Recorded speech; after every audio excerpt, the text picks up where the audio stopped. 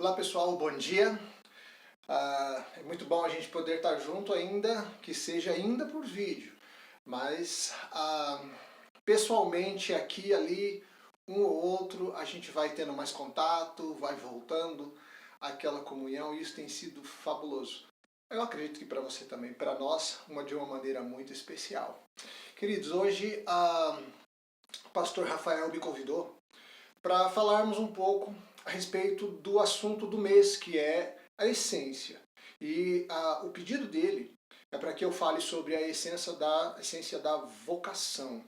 Então, dentro dessa ideia de essência da vocação, a gente vai pensar no nosso trabalho, aquilo que a gente faz no dia a dia, e ocupa muitas horas da nossa vida desempenhando isso. A gente vai chamar isso de vocação.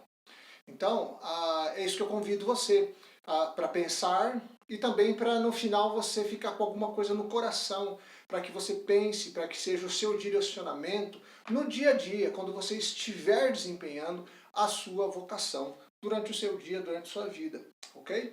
Então a ideia é que no final dessa mensagem você possa ter aprendido o que é o essencial para se manter no coração enquanto você está trabalhando. Então no dia a dia, nas coisas que acontecem, nos altos e nos baixos, do dia a dia, do nosso trabalho, o que você deveria manter no coração para controlar, para dirigir seus pensamentos, sua cabeça, para poder lidar com tudo aquilo que o trabalho traz para você, traz para nós. Bom, a segunda coisa que eu gostaria que você tivesse no coração, quando acabasse todo aqui esse nosso tempo, é como você vai lidar com os altos e baixos. Então você precisa de algo para dirigir sua mente, para você saber, não, eu estou aqui, estou fazendo, mas eu tenho uma essência nisso. Mas também, ao mesmo tempo, de acordo com o que a gente vai ver aqui na palavra, eu tenho certeza que a gente também pode ter direcionamentos muito específicos a respeito de como lidar com os altos e baixos. Como a gente vai tratar cada situação, cada nova situação que acontece na nossa vida no dia a dia, ok? Então, de certa forma, eu queria que você, quando terminasse esse nosso tempo, você levasse algo no coração para casa para viver os dias e as semanas que virão dentro deste tema, que eu julgo que muito importante, muito bem escolhido pelo pastor Rafael. Bom, eu vou chamar isso de marmita. O que você vai levar na sua marmitinha? Quando acabar esse tempo, você vai fazer a sua marmitinha para você ficar comendo, se alimentando durante os dias que virão. Então, eu queria que você levasse na sua marmitinha no final dessa mensagem o seguinte: Deus tem um propósito elevado para a vocação que você tem desempenhado. Que você vive quando você só pode viver isso quando você está em conexão com Ele. Porque esse propósito elevado, a gente só vai conseguir realmente manter ele elevado, em evidência na nossa vida, se a gente estiver em comunhão com Ele, se a gente tiver nessa conexão com Ele. E a segunda coisa que você vai levar na sua marmitinha aqui nesse final, é que por causa da queda, para você lembrar disso, isso vai te alimentar depois, esse propósito, ele foi desequilibrado. O propósito original de Deus foi desequilibrado, mas Deus pode colocar isso de volta em um equilíbrio. Então, para isso, a gente vai precisar de um certo relacionamento com Ele. Então, são essas duas coisas. Quando você terminar essa mensagem, eu espero que você tenha em mente, bem forte, o propósito elevado de Deus para você. E também, em segundo lugar, você lembrar que por causa da queda, esse propósito está muito desequilibrado, mas Deus pode equilibrar ele no dia a dia, ok? Muito bem, então para que a gente possa fazer isso, para que chegar naquele final você possa ter tudo isso, nós vamos começar indo lá na sua Bíblia, na minha Bíblia, no livro de Gênesis, no capítulo, a gente vai começar no capítulo 3, na verdade, nós vamos usar os capítulos 1, 2 e 3, alguns versículos aqui desse texto. Então, o primeiro deles que eu quero falar com você é o Gênesis 1, 26. Então, olha, dá uma olhada, olha, lá na sua Bíblia, diz assim, ó: também disse Deus, façamos o homem a nossa imagem e semelhança, conforme a nossa semelhança. Tenha ele domínio sobre os peixes do mar, sobre as aves do céu, sobre os animais domésticos, sobre toda a terra e todos os répteis que rastejam pela terra. Então, nesse primeiro versículo, eu podia destacar já muitas coisas aqui em relação a isso que nós chamamos de nosso propósito, essa nossa ideia de vocação para o nosso trabalho. Mas talvez a coisa mais importante é que quando Deus cria o homem, Deus coloca nele a sua imagem e semelhança. Ok? Qual que é a ideia de imagem e semelhança? Deus diz que é para ele ter, esse homem criado é para ele ter domínio sobre toda a criação, aquilo que Deus tinha acabado de fazer. Essa ideia de ter domínio, antes de qualquer coisa, traz para o centro, o foco desta ideia é ter a representação de Deus perante toda a sua criação. Então, quando Deus coloca a ideia da imagem e semelhança, além a ideia de impor nesta pessoa o ser que o criou, que é inteligente, que faz escolhas, que também tem emoções e dotou a gente de tudo isso, a ideia também é que este que pudesse espelhá-lo e mostrar que existe um Deus, porque isso é uma função específica da criação para nós que fomos criados, também traz a ideia de representá-lo perante toda a terra, perante toda a sua criação. Então isso estava lá no versículo 26 do capítulo 1.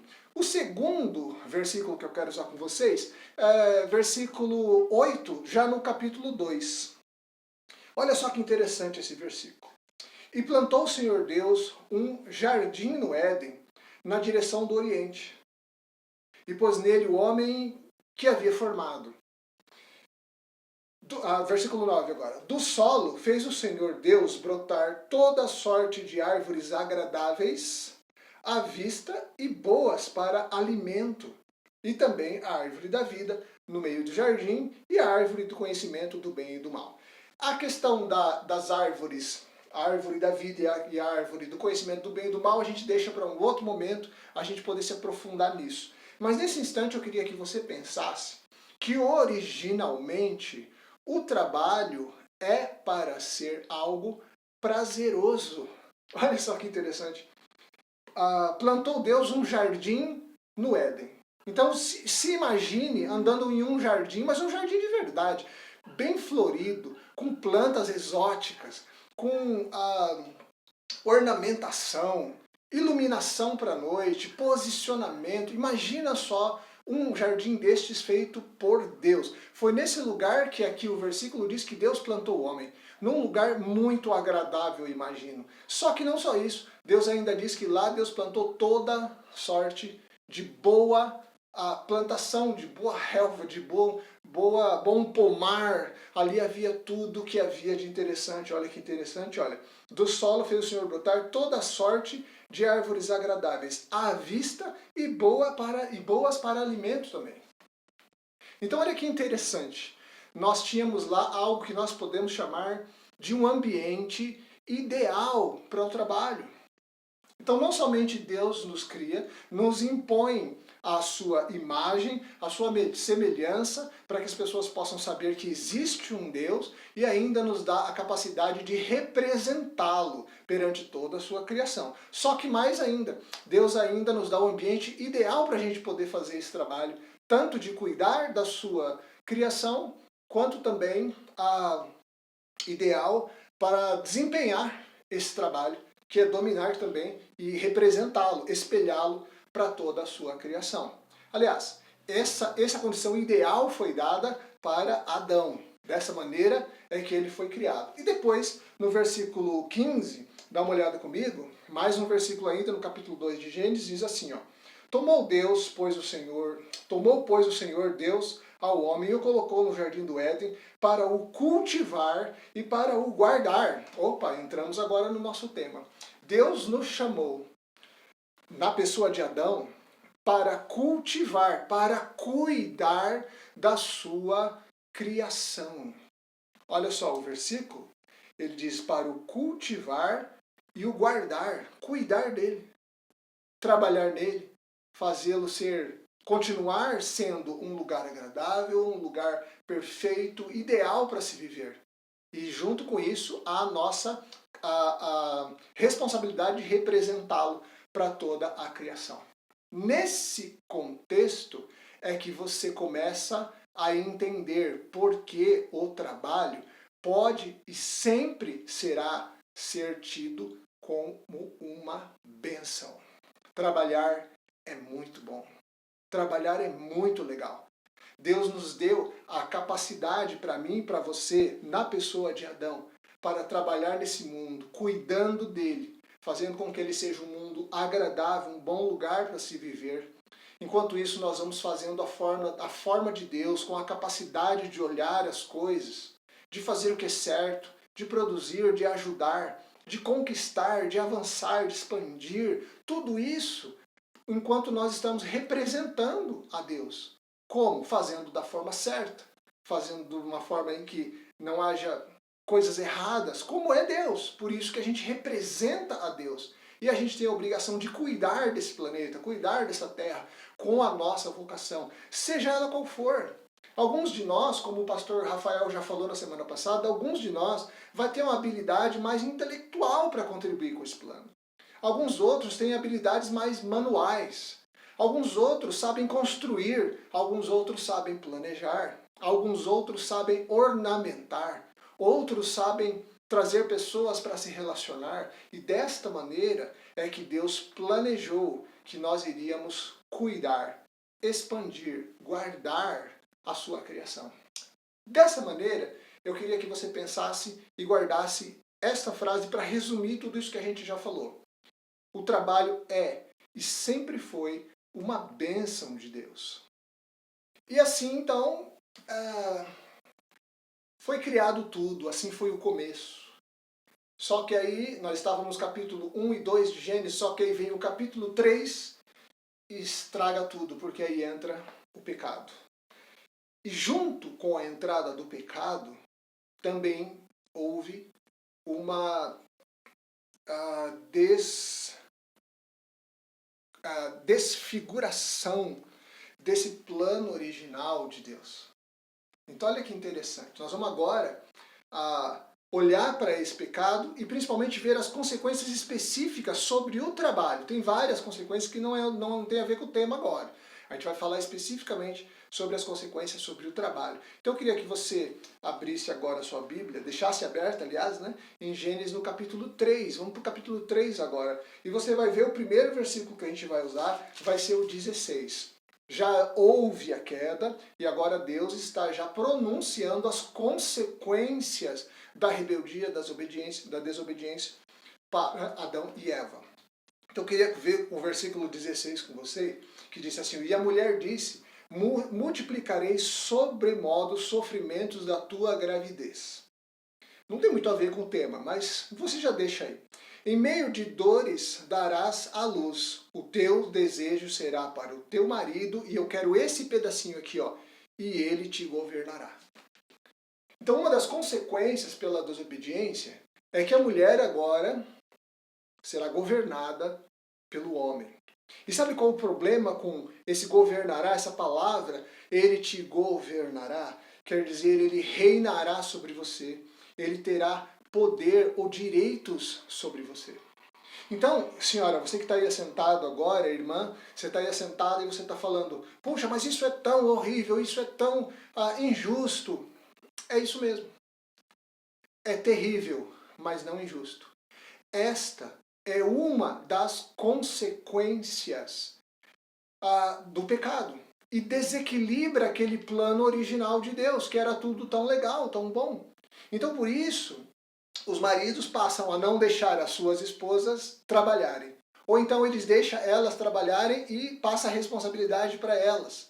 E aí as senhoras, além de elas terem que trabalhar, elas têm que ajudar a cuidar da casa, elas têm que ajudar a administrar, e esse rolo compressor vai cada vez estar trazendo mais problema para ser administrado no trabalho da casa, no trabalho das pessoas da casa. Então, a senhora que vai desempenhar o seu trabalho, agora vê que você tem um homem, que é o seu marido, que perante a queda iria dominar, reinar e botar regras sobre você, e às vezes até mesmo não permitindo que você trabalhe. Mas os outros homens passaram a acreditar que eles tinham esse mesmo poder sobre todas as mulheres, ou seja, sobre a mulher do outro. Então é por isso que o mundo, o mercado hoje, vive essa realidade de que as mulheres, elas trabalham muito, igual e às vezes até melhor do que o homem, mas ganha infinitamente menos. Para não falar no restante que acontece de consequências no mundo profissional para as mulheres. Então isto já é uma das coisas que você tem que lidar, sabendo que esse desequilíbrio, essa consequência do pecado, está sobre o mundo do trabalho para você, mulher. Para você que é homem, você também vai saber que quando você está numa posição de liderança e você tem mulheres trabalhando com você, você tem que tomar esse cuidado, para que você também não passe a reinar sobre ela, mas você não tem esse direito, homem. Então, dessa maneira, a gente vê como é que o mundo, o mercado do trabalho também está abalado.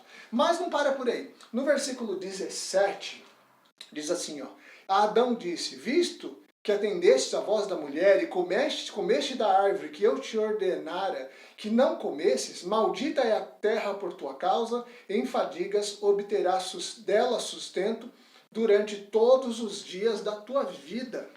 Querido irmão, querida irmã, eu preciso que você pare para considerar uma coisa muito importante. A terra está sob maldição. E essa maldição não foi retirada na cruz. A maldição que foi retirada na cruz foi a nossa consequência do pecado. Ele se fez madeiro por nós, não pela natureza, não pelo mundo, não pelas árvores, os rios, os planetas, pelas estrelas. Ele se fez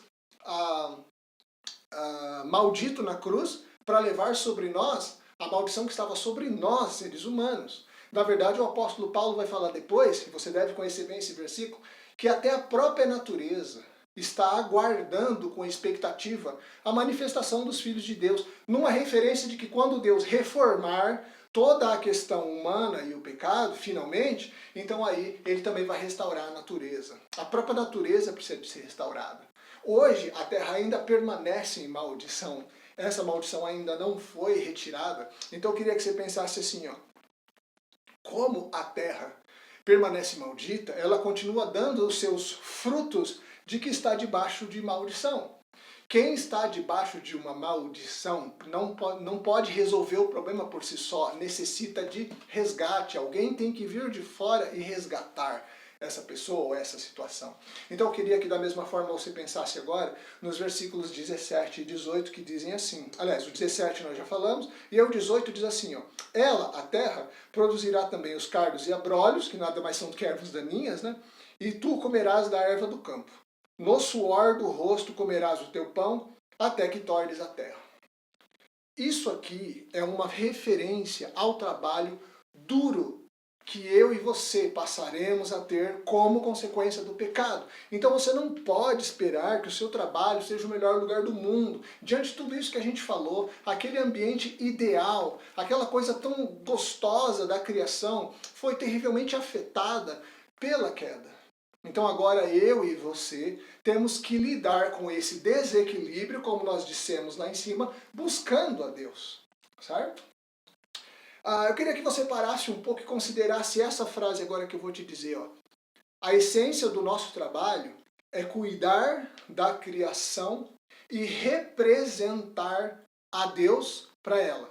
Ainda é. Em nenhum lugar Deus retirou isso. Nós continuamos sendo representantes, nós continuamos trazendo a imagem e a semelhança de Deus em nós, o que nos dá autoridade para continuar reinando sobre a criação, só que de uma maneira muito difícil. Então, só vai poder ser desempenhada essa tarefa de representação, trabalho e cuidar da criação de Deus debaixo de um sofrimento muito grande. Então eu queria que você pensasse que essa é a situação, um ambiente ideal, só que nós perdemos essa situação de um ambiente ideal para poder fazer o serviço que Deus nos chamou por causa da queda e do pecado. E agora essa é a nossa situação. É assim que as coisas são desde o Éden. Somente no dia que o Senhor voltar e restaurar tudo isso, é que nós vamos voltar àquele ideal, àquela perfeição. Se essa mensagem acabasse aqui agora, seria uma coisa muito ruim, você não concorda? Mas a gente ainda vai falar um pouco sobre a segunda parte desta mensagem. E agora nós vamos para o Evangelho de Mateus. Acompanhe comigo então. Bom, um dia desses, meus irmãos, eu estava fazendo um aconselhamento e aí o rapaz perguntou assim para mim, lá naquele Sermão do Monte, eu entendo que é Deus quem consola, eu entendo que é Deus que faz justiça, e eu entendo que o reino é de Deus, eu entendo tudo isso. O que eu não entendo é por que as pessoas choram. Por que as pessoas têm fome e sede de justiça? Por que eles são perseguidos? É isso que eu não entendo. Por que esse sofrimento? Pois é, acho que agora, depois do final aqui dessa primeira parte, você começa a entender por que é que no Sermão da Montanha, Deus se refere aos seus servos como as pessoas que sofrem, que são perseguidas, as pessoas que choram, as pessoas que têm fome e sede de justiça. Porque todo aquele equilíbrio e aquela perfeição de Deus para a gente poder desempenhar o nosso trabalho, que é representá-lo, foi perdida. Então, esta é a razão. Então, quando você agora for entrar comigo lá nessa segunda parte, eu queria que você tivesse isso agora em consideração. Tudo que nós acabamos de falar vai fazer com que o nosso dia a dia, o nosso trabalho, a nossa função, a nossa vocação, ela tenha muita dificuldade de ser desempenhada. Ok? Então vamos lá. Eu não vou ler o texto, você pode ler então. Nós vamos falar aqui capítulo 5 de Mateus, eu falei 3, né? Agora capítulo 5 de Mateus, e nós vamos dos versículos de 3 até 11. Só que eu não vou ler esse texto aqui agora. Queria que você depois parasse com calma e revise ele só para você poder ver do que nós estamos falando e ver que a gente está indo versículo por versículo aqui. Então eu quero mesmo, na verdade, é falar sobre cada uma dessas características. Então a primeira delas, versículo 3. Bem-aventurados humildes. Qual que é a ideia de ser um humilde dentro da nossa vocação? Gente, em primeiro lugar, o humilde não é aquela pessoa que fala manso, que fala legal, que usa uma roupa mais ou menos. Nossa, ele nunca compra uma roupa cara. O carro dele é sempre um carro antigo e ele come sempre as coisas mais baratas que tiverem no mercado. Isso pode ser muitas coisas que você pode dar um nome depois, mas com certeza isso não é ser humilde aos olhos de Deus. Na Bíblia, ser humilde é a pessoa que deixa a sua opinião, deixa aquilo que é a sua fé, que é o seu conhecimento, que é aquilo que acredita de lado, para poder fazer aquilo que Deus manda. Isso é ser humilde. Então a Bíblia diz assim, ó, bem-aventurados são os humildes, e ainda diz que porque deles é o reino de Deus. O reino de Deus pertence àquelas pessoas que deixam os seus conhecimentos, as suas crenças, as suas descobertas, deixam tudo de lado para ficar com aquilo que Deus diz. Então dessa maneira você já vê, é assim que vai abrir essa sequência agora para dentro da vocação. Então aí a gente vai ponto por ponto. Quem é aquela pessoa que chora? É aquela pessoa que se lamenta, aquela pessoa que tem um pesar no coração como se ela fosse culpada de algo. Ela não consegue simplesmente conviver com aquilo. Quando nós estamos no nosso ambiente de trabalho, a gente vai conviver com muita injustiça, muita coisa maluca. Então essas pessoas que choram são aquelas pessoas que olham para tudo isso porque elas não se conformam. Elas falam o ambiente que Deus criou para as pessoas viverem era um ambiente ideal. Como é possível que nós viemos a cair nisso aqui? Como é possível que as pessoas estejam competindo? Como é que as pessoas podem enganar? Como é que as pessoas podem fazer tantas coisas erradas no ambiente de trabalho? Então são aquelas pessoas que choram por ver o estado que se encontra a humanidade. Depois, a próxima bem-aventurança é bem-aventurados os mansos. E a ideia de ser manso aqui, agora sim, é a ideia de ser gentil e amável. E de novo, diz que esses que são os mansos, eles herdarão a terra. Então o gentil e o amável é aquele que é a semelhança. Lembra da ideia da semelhança que está na gente? A ideia desse versículo é aquele que é gentil e manso. Da mesma forma como Jesus era. amável. Então, quando a gente diz que essas pessoas que herdarão a terra, nós temos que parar para pensar. E quando as pessoas forem horríveis, e fizerem coisas horríveis, e disserem aquilo que a gente não gosta, como é que nós devemos tratá-las? No ambiente de trabalho, também fora dele, mas para combinar com o nosso tema aqui, que é a essência do nosso trabalho. Quando esse tipo de coisa estiver acontecendo em nossa volta, nós devemos ser gentis e amáveis. Lembra, quando agora há pouco nós falamos que o equilíbrio pode ser restaurado em Deus? Portanto, sem uma conexão correta com Deus, como eu posso ser gentil com alguém que está sendo grosso comigo? Como é que eu posso tratar bem alguém que está me tratando mal? Como é que eu posso ser amável com alguém que está sendo violento? Nós vamos precisar de uma conexão especial com Deus para poder fazer a representação dele dessa maneira. Caros irmãos, a próxima bem-aventurança é: bem-aventurados são aqueles que têm fome e sede de justiça, porque eles receberão, serão fartos. Então, quem tem fome e sede de justiça será farto, será fartado, ele receberá a fartura. No português nós temos uma coisa que é a voz passiva e a voz ativa. Quem é o causador e quem é o receptor de uma ação. Então, quando eu digo assim, ó, eu lavo o carro, então eu sou o dono dessa ação, é uma voz ativa, eu vou e lavo. A voz passiva é quando eu digo, o meu carro foi lavado por você. Então eu estou recebendo essa ação. Esse versículo, dentro da nossa gramática do português, não do hebraico ou do grego, mas do português, coloca a gente dentro da situação de receber essa fartura de fome que a gente tem, de sede, de fome e de sede de justiça. Portanto, você no seu ambiente de trabalho não pode e não deve querer fazer justiça com as próprias mãos. Havia um grupo de pessoas, alguns anos atrás, muito próximos da gente, que falavam: Deus vai fazer justiça e eu vou ser o seu instrumento. E quanta gente saiu terrivelmente machucada por causa disso? Eu saí. Então a gente não pode esquecer que essa justiça não pode vir de nós, essa justiça vem do justo, não de um pecador como eu e você. No meu ambiente de trabalho, eu busco a justiça do justo, porque é nele que eu vou ser farto. E ainda a gente tem os misericordiosos, que nada mais é do que não dar para as pessoas aquilo que elas merecem. As pessoas talvez não sejam tão boas quanto a gente, não façam exatamente o que a gente queria, o que a gente pedia, mas nós precisamos ser misericordiosos, não dando para elas o que elas merecem. E dessa maneira nós representamos a Deus, que não deu aquilo que nós merecíamos. Porque no ambiente de trabalho, provavelmente é isso que vai acontecer muito aí. Você vai ver que isso vai acontecer bastante.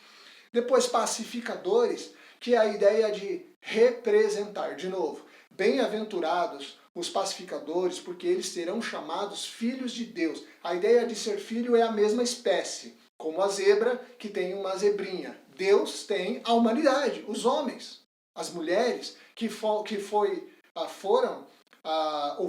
a espécie pela qual ele imprimiu a sua imagem e semelhança. Então nós, como pacificadores, seremos chamados filhos de Deus quando as pessoas virem que nós estamos buscando paz para as relações de trabalho, e com isso as pessoas vão reconhecer diferença na nossa vida.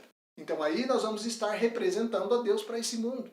E mais ainda, para terminar, o último versículo lá, versículo 11, tá? Bem-aventurados quando forem perseguidos. Então essa ideia de ser perseguido não é porque você torce um time diferente, ou porque você tem mais amizade com o chefe, e as pessoas acham que por causa disso você está tendo algum tipo de ajuda ou preferência em algumas escolhas que o chefe vai ter que ter. A ideia é que a gente vai ser perseguido por causa do reino, por causa da justiça, porque você e eu, no nosso ambiente de trabalho, de acordo com a nossa essência, com a nossa vocação, a vocação que Deus nos deu, a essência dele que está impressa em nós, nós não vamos poder aceitar coisa errada. Nós vamos ter que lutar para dizer não, isso não está certo, eu não vou assinar, eu não vou fazer, eu não quero isso. Então a essência da nossa Vocação, segundo o tema de hoje, é nada mais nada menos do que a gente fazer aquilo que a gente pensou desde o começo. Nós temos o início dessa mensagem, foi o que foi dito para você, que quando chegasse o final dessa mensagem, que você saberia esse essencial que vai coordenar a nossa mente enquanto trabalhamos. E esse essencial é que Deus criou o trabalho como uma bênção, só que em ambiente perfeito, em condições perfeitas. E nós vamos, por causa disso, saber lidar com os altos e baixos, com essa luta, com essa coisa toda que o pecado causou. E lembra da marmitinha? A marmita que você vai levar no final dessa mensagem é que Deus nos deu um propósito elevado que é servir a Ele. Não importa o que você faça. Não importa qual seja o seu trabalho, nós temos que representá-lo, nós temos que torná-lo conhecido, nós temos que ajudar a continuar cuidando da sua criação. Às vezes a gente fala muito do evangelismo e a gente esquece que nós também somos chamados para cuidar deste planeta. Isso tudo ainda está debaixo, nós ainda estamos debaixo dessa ordem de Deus, ainda tem que continuar cuidando das coisas.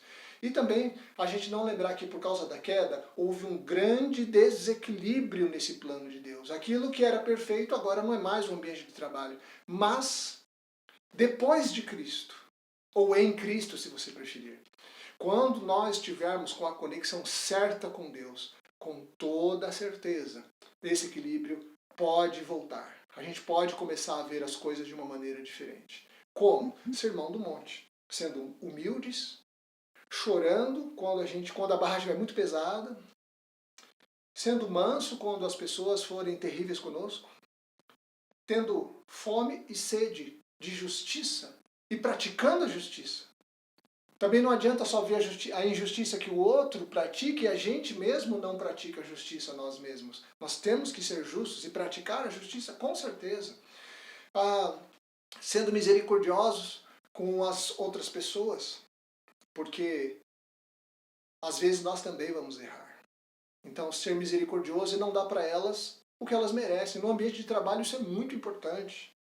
Às vezes ajudar mais a pessoa, às vezes caminhar com ela. Sermos pacificadores, porque nós vamos, mais do que qualquer outra coisa, sendo pacificadores, sermos reconhecidos como filhos de Deus, como Jesus que foi pacificador. E depois, em último lugar, nós vamos ser perseguidos quando a justiça de Deus estiver impressa, porque para que nós venhamos a representar a Deus para esse mundo e espelhá-lo para o mundo, mostrar existe Deus pelas minhas próprias atitudes, queridos irmãos, nós vamos precisar de estar em comunhão com Ele. É isso que eu queria dizer aqui para você nessa manhã. No início da mensagem, eu disse que você teria algumas coisas que iriam coordenar a sua cabeça. É essencial que nós mantenhamos em mente que Deus criou o trabalho como uma bênção. Segunda coisa, a forma como nós vamos desempenhar o nosso trabalho foi duramente afetado, desconfigurado por causa do pecado. Mas o mais importante é você saber que em Cristo e em comunhão com Deus é possível que nós sejamos e voltemos àquele ideal. O nosso trabalho é uma bênção. Através do nosso trabalho, nós temos a chance de representar a Deus. Nós podemos agir, nós podemos fazer tantas coisas importantes para que as pessoas vejam que existe a Deus. E o nosso comportamento, o nosso coração, ele vai ser humilde. Se necessário, nós vamos chorar, nós vamos ser mansos. Se preciso, nós vamos ter fome e sede de justiça, porque algo terrível está acontecendo, sem querer fazer justiça com as próprias mãos. Nós seremos misericordiosos se necessário, nós seremos pacificadores, evitando que tenha grandes problemas, e nós também, provavelmente, por causa de tudo isso, seremos perseguidos. Caros irmãos, eu tenho certeza que cada um de nós já passou aqui por situações onde a gente errou. Eu posso dizer isso como o primeiro da fila. Em situações de trabalho em que eu errei, em algum momento que eu deveria ser pacificador, em algum momento que eu deveria ser manso, no momento que eu deveria chorar por justiça, e eu tomei a atitude errada. Eu tenho certeza que você também. Mas o fato de nós termos errado não quer dizer que nós temos que continuar errando. Eu e você precisamos. Após essa mensagem aqui, após tudo que nós vimos aqui, eu tenho certeza que nós vamos poder parar, pensar e terminar o nosso trabalho, o nosso dia a dia nossa vocação de uma maneira honrosa para o nosso Senhor. Que Deus o abençoe e que essa mensagem fique, aquela marmitinha, gravada no coração, para poder coordenar a sua vida e os seus passos até o último dia, onde nós finalmente estaremos com o Senhor. Que Deus abençoe. Até uma próxima.